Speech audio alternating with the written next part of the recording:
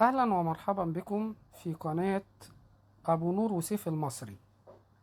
لو عجبك الفيديو اعمل اشتراك ودوس إعجاب واضغط على الجرس عشان يوصلك كل فيديو جديد. بسم الله الرحمن الرحيم. أهلا بكم أبنائي طلاب الصف الرابع الابتدائي مع درس جديد في مادة العلوم. النهاردة إن شاء الله بنتكلم عن درس جديد اسمه الحركة. يعني إيه الحركة يا أستاذ؟ القلم ده كده يا ولاد موضوعه ثابت ولا بيتغير؟ ثابت. طب كده في حركة؟ لا. طب كده موضوعه ثابت ولا بيتغير؟ بيتغير. طب كده في حركة؟ في حركة. يبقى الحركة هي يا أستاذ هي تغيير موضع الجسم. الحركة هي إيه؟ تغيير موضع الجسم بالنسبة لنقطة ثابتة. يعني أنا بدأت من هنا، دي اسمها نقطة ثابتة. هغير موضع الجسم بالنسبة لنقطة ثابتة، دي اسمها إيه بقى؟ اسمها الحركة. يبقى تاني هي الحركة تغيير موضع الجسم بالنسبة لنقطة ثابتة، اسمها الحركة. طيب بيقول لي يا أستاذ تتسبب القوى في حركة الأجسام. مين اللي بيسبب حركة الجسم؟ القوة. يعني لو في جسم عندي ساكن، عربية واقفة وأنا زقتها أثرت عليها بقوة، العربية دي ممكن يحصل لها إيه؟ تتحرك من مكانها. لو في واحد زميلي واقف وأنا أثرت عليه بقوة زقيته هحركه من مكانه. يبقى تتسبب نقط في حركة الأجسام مين؟ القوة. طيب وبستدل على حركة الأجسام بانتقالها من مكان لإيه؟ لآخر. طيب في كم نوع من القوة يا أستاذ؟ قال لي في نوعين من القوة. في قوة اسمها قوة متزنة وفي قوة اسمها قوة غير متزنة. يعني إيه يا أستاذ؟ يعني إحنا لو بنلعب لعبة شد الحبل مثلا وفي 3 بيشدوا من هنا و3 بيشدوا من هنا، دي قوة متزنة ولا غير متزنة؟ التلاتة دول قوتهم قد التلاتة دول. دي قوة متزنة. قوة ايه يا استاذ؟ متزنة. طب في الحالة دي الحبل او الولاد هيتحركوا ناحية اليمين ولا ناحية الشمال ولا مش هيتحركوا خالص؟ تلاتة بيشدوا تلاتة، مش هيتحركوا خالص. ليه؟ عشان القوة دي قوة ايه؟ متزنة. يعني متزنة دي لا ينشأ عنها حركة. لا ينشأ عنها ايه؟ حركة. طب يا استاذ لو في 5 بيشدوا تلاتة، 5 بيشدوا من ناحية اليمين و3 بيشدوا من ناحية الشمال، دي قوة متزنة بقى ولا غير متزنة؟ أكيد ال5 قوتهم أكبر، يبقى قوة غير إيه؟ غير متزنة. طيب هيتحركوا ولا مش هيتحركوا؟ هيتحركوا. طب هيتحركوا يبقى القوة الغير متزنة دي بينشأ عنها حركة. طب هيتحركوا ناحية ال5 اللي ناحية اليمين ولا ناحية ال3 اللي بيشدوا من ناحية الشمال؟ هيتحركوا ناحية ال5 اللي من ناحية اليمين. يبقى مين القوة اللي بتسبب حركة الأجسام؟ المتزنة ولا الغير متزنة؟ الغير متزنة هي اللي بينشأ عنها إيه؟ عنها حركة. طيب القوة الغير متزنة دي يا أستاذ اللي بينشأ عنها حركة في منها نوعين. في منها قوة اسمها قوة سحب، زي لما الولاد كانوا بيشدوا كده في لعبة شد الحبل بيسحبوا، يبقى دي اسمها قوة سحب. وفي قوة تانية اسمها قوة دفع. لو أنا بزق حاجة، بزق عربية، بزق توك توك، بزق الدرج عشان أقفله، دي اسمها قوة إيه؟ قوة دفع. يبقى في كام نوع من القوة الغير متزنة؟ 2. قوة سحب وقوة دفع. بزق حاجة يبقى قوة ايه؟ دفع. وطبعا في نوع تالت من القوة اللي هي قوة الايه؟ الاحتكاك. قوة الايه؟ الاحتكاك. وفي قوة كمان اسمها قوة التصادم، هنتكلم عنهم كمان شوية. يبقى القوة الغير متزنة يا إما قوة سحب يا إما قوة دفع، ودي اللي بتسبب حركة الأجسام. يبقى هناك قوتين بيأثروا في حركة الجسم، قوة الدفع وقوة السحب. طيب لما الجسم بيتحرك يا أستاذ في نوعين من الحركة. في حركة ممكن ألاحظها بعينيا، زي مثلا حركة شخص واحد ماشي في الشارع، دي ممكن ألاحظها بعينيا. وفي بعض الأجسام لا يمكن ملاحظة حركتها. زي إيه يا أستاذ؟ قال لي زي دوران الأرض حول الشمس. الأرض بتدور حوالين الشمس، دي ما أقدرش ألاحظها. تمام كده؟ يبقى في كم نوع من القوة كده؟ كم نوع من الحركة؟ اتنين. في حركة بنلاحظها زي حركة الشخص، وفي حركة ما نلاحظهاش زي دوران القمر حول الأرض أو دوران الأرض حوالين الشمس. طيب تعالوا نعرف يعني ايه كلمة قوة. ايه هي القوة يا أستاذ؟ القوة هي مؤثر يغير الطاقة. ايه هي القوة؟ مؤثر يغير الطاقة للتمكن من بذل شغل. يعني ايه يا أستاذ؟ يعني مثلا لو في واحد واقف بيلعبوا مثلا كورة، وواحد واقف في الجون، الكرة جاية له في حالة حركة، هو صدها، بقت في حالة ايه؟ سكون، وقفت. يبقى هو كده كان عنده قوة ولا ما عندوش؟ عنده قوة. طيب الجون قام ماسك الكرة حاططها في ايده كده، او حطها على الارض، هي كده في حالة ايه؟ سكون. طب وقام شايطها، بقت في حالة ايه؟ حركة. يبقى عنده قوة ولا ما عندوش؟ عنده قوة. طيب واحد بيشوط لزميله الكورة، قام زميله واخدها مبصيها لواحد تاني، غير اتجاهها، يبقى كان عنده قوة ولا ما عندوش؟ عنده قوة. فالقوة هي عبارة عن ايه؟ مؤثر بيغير الطاقة.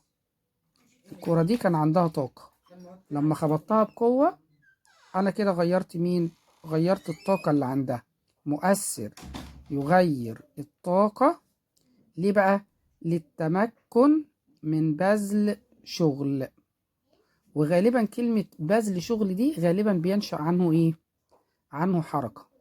يعني انا لو عملت شغل يعني عملت حركة. فالقوة بتغير الطاقة عشان تسبب ايه؟ تسبب حركة او تسبب شغل. يبقى هي القوة مؤثر يغير الطاقة للتمكن من بذل شغل. كمان مرة، ايه هي القوة؟ مؤثر يغير الطاقة للتمكن من بذل شغل. طيب بيقول لي مؤثر يحاول تغيير حالة الجسم من السكون إلى الحركة أو العكس، أو يحاول تغيير اتجاه الحركة. يبقى برضو ده تعريف لمين؟ للقوة، هتاخدوه في أولى إعدادي إن شاء الله. طيب بتنقل القوة الطاقة من جسم الآخر مما يساعد على الحركة. قلنا القوة هتسبب في الآخر؟ هتسبب حركة. شغل يعني إيه؟ يعني حركة. بيتوقف الجسم عن الحركة إمتى؟ لو في جسم بيتحرك، إمتى يتوقف عن الحركة؟ في قطر ماشي بسرعة معينة، إمتى القطر ده يقف؟ لو قابله قطر تاني ماشي عكسه بنفس سرعته أو بنفس قوته. ده ماشي كده وده ماشي كده عكسه. لو الاتنين خبطوا في بعض، ده قوة اهو وده قوة عكسها اهو، والاتنين قد بعض، يبقى هيتوقف القطر عن الايه؟ عن الحركة. يبقى يتوقف الجسم عن الحركة امتى؟ إذا أثرت عليه قوة مساوية له في المقدار قده ومضادة له فين؟ في الاتجاه. زي التوقف عند الايه؟ عند التصادم. عربية ماشية أو قطر ماشي، قبله قطر تاني عكس اتجاهه بنفس سرعته أو بنفس قوته، يبقى القطر اللي جاي دوت هيحصل له اللي بيتحرك ده هيتوقف عن الحركة. تمام؟ طيب لو القطر الأولاني دوت هو اللي كانت قوته أكتر أو سرعته أكتر، يبقى هيكمل بس حركته إيه؟ هتبطأ شوية، سرعته هتقل شوية. طب لو اللي جاي من ورا دوت هو اللي حركته أكتر، هو اللي قوته أكتر، ده كمان إيه؟ هيوقف دوت، وكمان ممكن إيه؟ يرجعه ياخده في طريقه كده ويرجع بالإيه؟ لورا. عرفنا بقى إيه هي القوة؟ إيه هي بقى القوة كمان مرة؟ مؤثر يغير الطاقة للتمكن من بذل شغل، بسميها القوة. طيب في قوة اسمها قوة الاحتكاك. يعني ايه قوة الاحتكاك؟ اقول لك يعني مثلا لو انت راكب في عربية وقمت مطلع راسك كده من شباك العربية وهي ماشية، هتحس ان شعرك بايه؟ بيطير لقدام ولا بيطير لورا؟ بيطير لورا، صح؟ ليه بقى بيطير لورا؟ عشان الهوا بيحك فيه فيزقه لفين؟ فيزقه لورا. تمام كده؟ يعني الاحتكاك قوة. ايه هو الاحتكاك؟ هي قوة تنشأ بين سطحين متلامسين، لازم يلمسوا بعض. هي قوة تنشأ بين سطحين متلامسين وتؤثر في اتجاه معاكس للحركة. وتؤثر في اتجاه ايه؟ ها، معاكس للحركة. العربية ماشية لقدام وانت شعرك عمال يطير لفين؟ لورا. يبقى هو الاحتكاك، ها، قوة تنشأ بين سطحين متلامسين وتؤثر في اتجاه ايه بقى؟ الكلمة دي مهمة قوي. في اتجاه ايه؟ معاكس لاتجاه الحركة.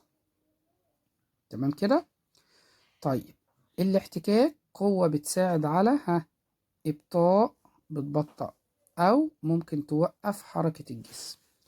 يعني أنا مثلا لو جبت بلية ورميتها على الأرض، البلية دي هتمشي على الأرض شوية، وبعد شوية تبدأ سرعتها تبدأ تقل تقل تقل تقل لغاية ما إيه؟ لغاية ما تقف. لو أنا رميت بلية كده على الأرض، تقعد ماشية كده وتبطأ سرعتها تقل تقل تقل تقل لغاية ما إيه؟ ما تقف. طب ليه البلية وقفت؟ بسبب مين؟ بسبب الاحتكاك، عشان كانت عمالة تحك في الأرض وهي ماشية. عشان كده العربية وهي ماشية على الطريق، تمام، العجل بيحك في الأرض، تمام. طيب لو البنزين خلص، ايه اللي بيحصل؟ العربية بتقف في نفس اللحظة؟ لا، دي بتدنها ماشية شوية، تمام. عمالة تحك في الأرض وهي ماشية، تحك في الأرض لغاية ما إيه؟ لغاية ما تقف. بعد شوية بتقف. بسبب ليه وقفت بقى؟ بسبب الاحتكاك. طب لو أنت راكب عجلة وعمال بتبدل وبعدين بطلت تبدل، العجلة هتمشي شوية وبعدين هتقف. ليه وقفت؟ بسبب قوة الاحتكاك. يبقى هو الاحتكاك هي قوة تنشأ بين سطحين متلامسين وتؤثر في اتجاه معاكس لاتجاه الحركة. طب يا أستاذ، نعم، بره الكرة الأرضية في الفضاء مفيش هوا. مادام مفيش هوا يبقى مفيش ايه؟ يبقى مفيش احتكاك، تمام. يبقى عشان كده لو احنا بصينا مثلا في الأفلام كده، لما يجوا راكبين سفينة فضاء، لو فتحوا باب سفينة الفضاء وزقوا واحد من الباب، هتبص تلاقي الراجل دوت يدنه ماشي في الفضاء، ماشي على طول، مش هيقف خالص. هيدنه ماشي على طول طول حياته، طول ما هو موجود في الفضاء كده عمال ايه؟ عمال يمشي، مش هيتوقف خالص. ليه؟ عشان مفيش هوا، ومفيش هوا يبقى مفيش ايه؟ مفيش احتكاك في الفضاء. يبقى ليه مفيش احتكاك في الفضاء؟ لعدم وجود هواء. لعدم وجود ايه؟ هواء. ماشي كده يا ولاد؟ اذكر السبب اهو بقى. تتوقف السيارة بعد فترة من حركتها عند نفاذ الوقود. ليه؟ بسبب قوة مين؟ الاحتكاك ما بين إطار السيارة والطريق. ملحوظة: إذا أثرت قوة على جسم ساكن، لو الجسم ساكن فإنها تحركه مسافة معينة. في جسم واقف، تمام، في توك توك واقف، وجي واحد أو اتنين من ورا كده، أو من مرة واحدة زقينه، أو جت عربية من ورا قامت خبطوه زقاه، دي قوة، صح؟ وهو كان ساكن التوك توك، هتعمل فيه إيه؟ هتحركه من مكانه مسافة معينة. وبتزيد المسافة المقطوعة بزيادة القوة. كل ما القوة اللي زقته تكون كبيرة، كل ما يمشي مسافة ايه؟ مسافة كبيرة، تمام. يعني لو زقته مثلا تاكسي يمشي مسافة، طب لو زقته تريلا يمشي مسافة أكبر، تمام. كل ما القوة بتزيد كل ما المسافة بتزيد.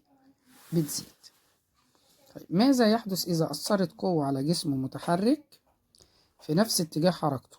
في عربية ماشية وجت عربية قامت خبطها من ورا، أثرت عليها بقوة من ورا في نفس اتجاه حركتها، هتعمل فيها ايه؟ هتزود سرعتها.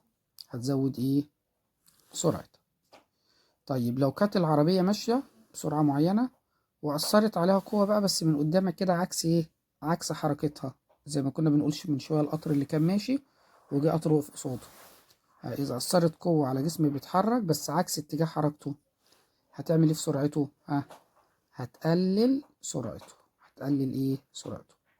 طب ولو كانت القوة دي مساوية ليه في المقدار ومضادة ليه في الاتجاه، هيتوقف عن الحركة. يتوقف عن مين؟ عن الحركة. طيب، طبعا يمكن سمعنا عن أسرع شاحنة اللي هي اسمها الشاحنة شيكو ويف. شاحنة سريعة جدا اسمها شيكو ايه؟ ويف. دي متزودة ب3 محركات زيادة، 3 محركات نفاثة، فبتزيد سرعتها. بدل مثلا ما سرعة العربية أو الشاحنة العادية 100 كيلو في الساعة، لا دي سرعتها زادت 5 مرات، بقت كام؟ 500 كيلو متر فين؟ في الساعة. طب دي كده يا أستاذ سريعة جدا. طب عشان نوقفها هنعرف ندوس على الفرامل ونوقفها؟ قالك لا، الفرامل لوحدها ما تنفعش. عشان يوقفوها مزودينها ب3 مظلات زي الباراشوت أو زي الصاروخ. 3 مظلات اللي هو الباراشوت يعني، مركبين فيها 3 باراشوت زي الصاروخ كده. ليه؟ بيبطئوا سرعتها. تيجي تدوس على الفرامل يقوم ال3 مظلات مفتوحين، يبطئوا من سرعتها مع الفرامل عشان العربية ايه؟ عشان العربية تقف. اسمها ايه الشاحنة دي بقى؟ شيكو ويف. طيب اختر الإجابة الصحيحة. قبل إطلاق الصاروخ بيقف الصاروخ دون حركة على منصة الإطلاق. الصاروخ لسه واقف كده، لسه ما اتحركش. يا ترى القوة اللي بتأثر عليه متزنة ولا غير متزنة؟ يا ترى متزنة ولا بتسحبه لأسفل ولا غير متزنة؟ بدل ما اتحركش من مكانه، تمام، يبقى القوة ايه؟ متزنة. القوة ايه يا ولاد؟ متزنة. طيب بدأ الصاروخ بقى أثناء الإطلاق بقى، السؤال التاني اهو، أثناء إطلاق الصاروخ بدأ الصاروخ يطلع في الفضاء اهو، اتحرك من مكانه اهو، بيطلع لفوق، يبقى تأثر على الصاروخ قوة، هتحركه اهي، تبعده متخرجه من الأرض اهي. القوة دي بقى متزنة ولا غير متزنة؟ ولا جاذبية؟ الجاذبية بتشده لتحت صح، بس هو بيتحرك لفين؟ لفوق، يبقى دي قوة ايه؟ غير متزنة. زي ال5 ولاد اللي كان بيشدوا 3 ولاد، اتحركوا ناحية القوة الأكبر. فهنا الصاروخ دوت بتأثر عليه قوة جاذبية لتحت، وقوة دفع بتزقه لفين؟ لفوق. بس مين المرة دي الأقوى؟ قوة الدفع هي الأقوى، فزقته لفين؟ لفوق. يبقى دي قوة ايه؟ متزنة ولا غير متزنة؟ غير متزنة، عشان القوة اللي لفوق دي أكبر من الجاذبية الأرضية اللي بتشده لتحت. لكن في الأول خالص لما كان لسه عند المنصة، كان في قوة كده مثبتاه، وفي جاذبية بتشده لتحت، بس دي قد دي، يبقى كانت القوة في الحالة دي كانت قوة ايه؟ متزنة. لما اتحرك بقت قوة غير ايه؟ متزنة. طب الصاروخ ده بمجرد وصول الصاروخ للفضاء يمكنه إطلاق القمر الصناعي، والقمر الصناعي يستمر في الحركة بنفس السرعة، هيدنه ماشي في الفضاء بنفس الايه؟ السرعة، زي الراجل اللي زقنا كده من سفينة الفضاء، فاكرين من شوية؟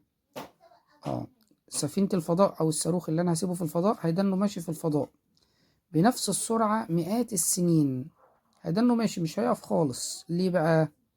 لعدم وجود هوا. مفيش هوا، مادام مفيش هوا يبقى عدم وجود ايه؟ جاذبية ولا احتكاك ولا حركة؟ مفيش هوا يبقى مفيش ايه؟ تمام، مفيش احتكاك، مفيش ايه؟ احتكاك، فيدنه ماشي على طول. طيب ايه هو الشغل بقى يا أستاذ؟ احنا اتفقنا ان الشغل ده بيظهر في صورة ايه؟ في صورة حركة. ايه هو الشغل؟ هي الطاقة اللازمة لتحريك الجسم. تاني كده، ايه هو الشغل؟ الطاقة اللازمة لتحريك الجسم من خلال مين بقى؟ لو عجبك الفيديو اعمل اشتراك ودوس اعجاب واضغط على الجرس عشان يوصلك كل فيديو جديد. مع تحيات ابو نور وسيف المصري.